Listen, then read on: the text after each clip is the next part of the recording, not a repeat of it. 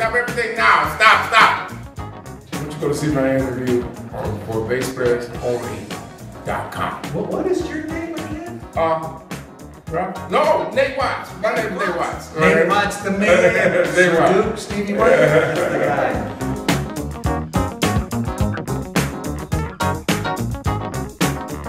Hi everyone, Jon Liebman here. You're watching ForBassPlayersOnly.com. Today we are here with a true music legend, a true bass legend, Nate Watts. How you doing? How you doing, brother? We're finally here. Finally got it. Yeah. Got it here. Call me at home. Tell me about your musical upbringing. Well, I played trumpet all the way through high school, until high school. And then, when I was getting ready to graduate, Ray Parker said, you should play bass. Because I never went past second chair on the trumpet. It was a girl sitting in front of me. So it was time to play trumpet. But anyway, he said you should play bass. We could be like Hendrix, Ray Parker, Ollie Brown, these guys I grew up with on my block. And so I picked up the bass, started playing, and they left me. Still, Ray with first Marvin Gaye, and then Stevie Wonder. And so I was there, and I played with a local group here called the Final Decisions for a year and a half, and then I got a call to come audition for Steve. After a year and a half playing the bass? Up 2 years. I started 72, and I 74 I joined Steve.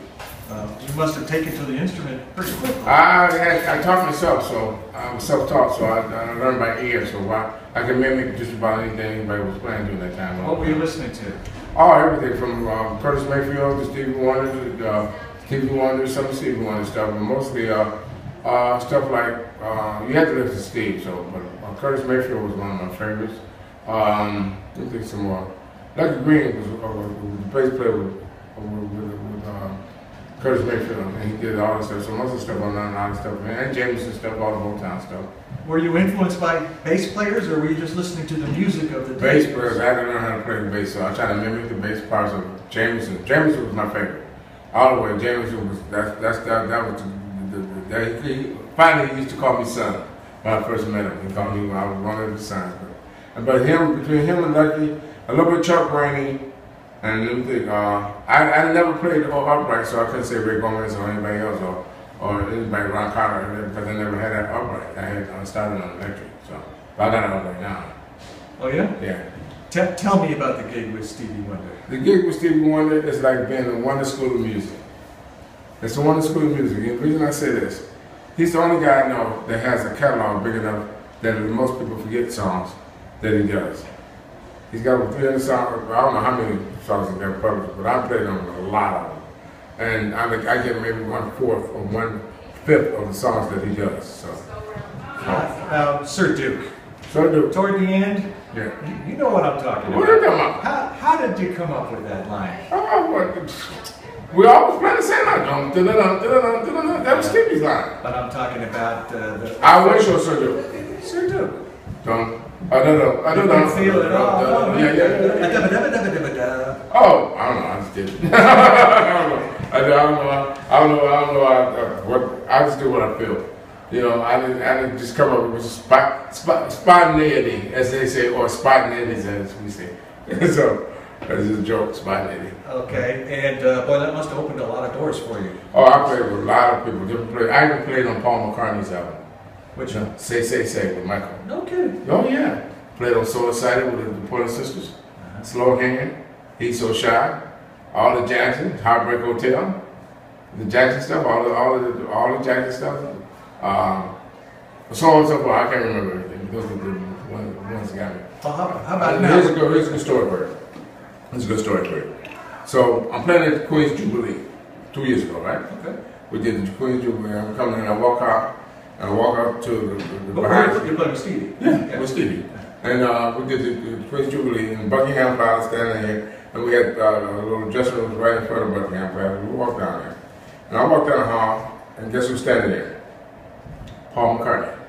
Okay? One of the most prolific, melodic bass players ever been. So I go to Paul. I said, Paul, my pleasure, can I shake your hand? It's my pleasure to meet you. Can I take a picture? And I want to thank you for letting me play on Say. And he said, I said, because I know Michael Brown over here for you to overdub it, but he said you keep it. And I got an autographed album from him for that song. And I said, Paul, I've learned so much from Jameson and you. He said, wait a minute, let me stop you right here. Let me stop you right here. We learned so much from Jameson. Paul McCartney said it's one of the most prolific melodic makers that he learned from Jameson. That shook me just like, oh, I am on a good path, huh? And you know what I mean, come from Paul. And I said, well, thank you, man, for everything. He said, and yeah, I heard you cutting up doing sound check. He was one of the greatest cats. He was one of the most great. And, you know, it's a Beatle. Come on, man. It's a Beatle. I mean, you know, it's a great story. It was unbelievable. What's keeping you busy these days? We just came from Europe. We did all the festivals. Montrose, North Sea, Lucca. We played Luxembourg. We played.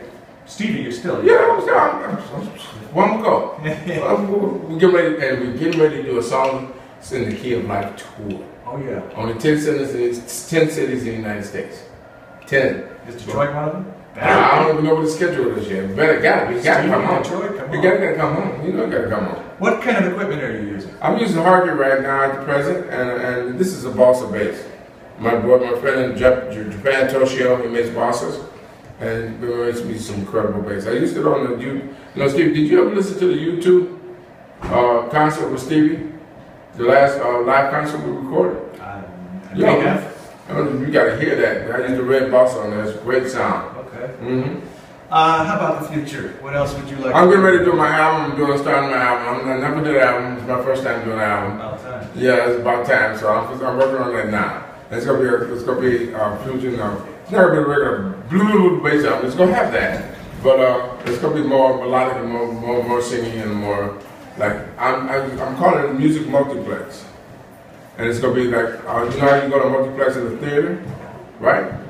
Every door you open should have a different sound. One might be bop, one might be merengue, one might be jazz, one might be R&B, one might be hip hop. Every door you open. You gonna break out your upright a little? Oh yeah. Matter of fact, I was just talking to Ralph Armstrong. He's gonna teach me, give me that bow, Ralph. Okay, yeah. So I just talked to him. Oh, great. All right, last question. What would you be if you were not a bass player? Got to be something outside of music. I would have been still at Ford He retired by now. God knew what he was doing though. I don't know. I was going to school for accounting. If I'd have been accountant, I'd have been postal. I was going to Wayne for a minute. I can't see me doing anything but music. I'm going to tell you the truth. Because I didn't feel comfortable with doing nothing but music. Well, I went to Ford I worked there a week. They had me a special foundry. That's where they poured hot metal. That was in July. I walked out. It was 110 degrees.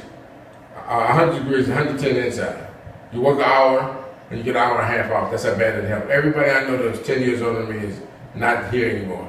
Okay, they worked in their foundry. They closed the foundry finally before it's dead. So you like your current job better than that job? Maybe a little bit. I would say so. All right. Nate Watts, great catching up with you after all this time. My pleasure. Keep doing what you're doing. We'll keep enjoying it. All right, my brother. Much love. Take care. I'm Jon Liebman. You're watching for Bass Players Only. That's right.